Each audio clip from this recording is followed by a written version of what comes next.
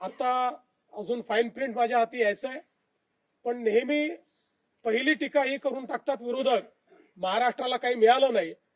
म्हणून पहिल्या ग्लिम्प्समध्ये महाराष्ट्राला काय मिळालं आहे ते मी आपल्याला या ठिकाणी सांगणार आहे. यापेक्षा अजून अनेक गोष्टी नवीन जास्तीच्या, जसं फाईन प्रिंट पूर्ण मी वाचू शकेन, कारण आता रेल्वेच्याही बजेटमधल्या सगळ्या गोष्टी माझ्यापर्यंत अजून आलेल्या नाही आहेत. मागच्या वर्षी तर रेल्वेतच 23,000 कोटी आपल्याला मिळाले होते. सगळ्यात महत्वाचं, डिव्होल्युशन ऑफ टॅक्सेसमध्ये नवीन आपल्याला जी काही त्यांनी फॉर्म्युला दिलेला आहे त्यात महाराष्ट्राला फायदा झालेला आहे. आणि आता डिव्होल्युशन मध्ये आपण मागच्या वेळेसपेक्षा वाढून 6.44% गेलेलो असल्यामुळे आपल्याला यावर्षी 98,306 कोटी रुपये केंद्र सरकारकडनं मिळतील.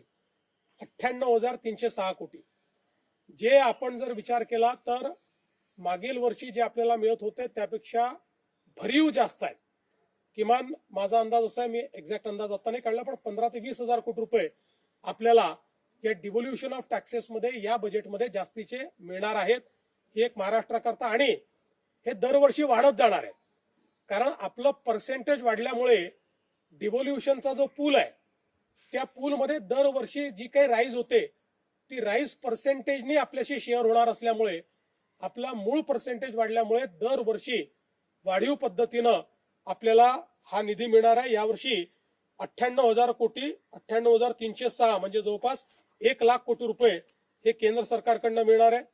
याच्या व्यतिरिक्त आपला जो ग्रामीण रस्ते प्रकल्प आहे त्याच्याकरता 378 कोटी, ऍग्री बिझनेस नेटवर्क 167 कोटी, इकॉनॉमिक क्लस्टर 283 कोटी, Maharashtra tertiary care medical education विकास कार्यक्रम जो आपण हातामध्ये घेतलाय त्याकरता 385 कोटी, उपसा सिंचन योजनांचे सौर ऊर्जीकरण 207 कोटी, agri business and rural transformation यामध्ये 646 कोटी, development of applied knowledge and skills for human development 313 कोटी, त्यानंतर जिल्ह्यांमध्ये संस्थात्मक संरचना क्षमता वृद्धीसाठी 240 कोटी, Mumbai Ahmedabad high speed corridor 6,103 कोटी, मुंबई मेट्रो 1,702 कोटी, पुणे मेट्रो 517 कोटी, MUTP 3 मुंबई करता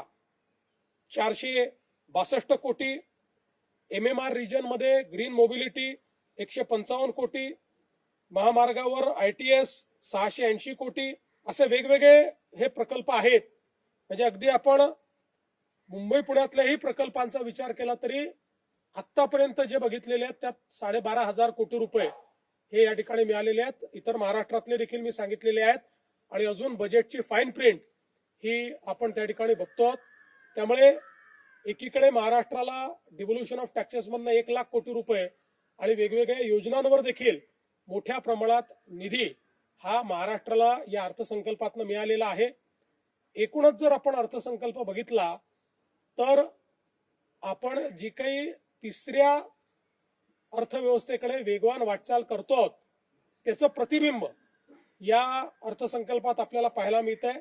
7% ग्रोथ रेट, जगामध्ये सर्वाधिक वेगाने विकसित होणारी अर्थव्यवस्था पुन्हा एकदा भारत प्रस्थापित झालेला आहे 7% ग्रोथ रेटमुळे. आणि हे सगळं करत असताना वित्तीय तूट ही 4.5% आत आणण्यात पुन्हा एकदा अर्थमंत्र्यांना यश मिळालेलं आहे.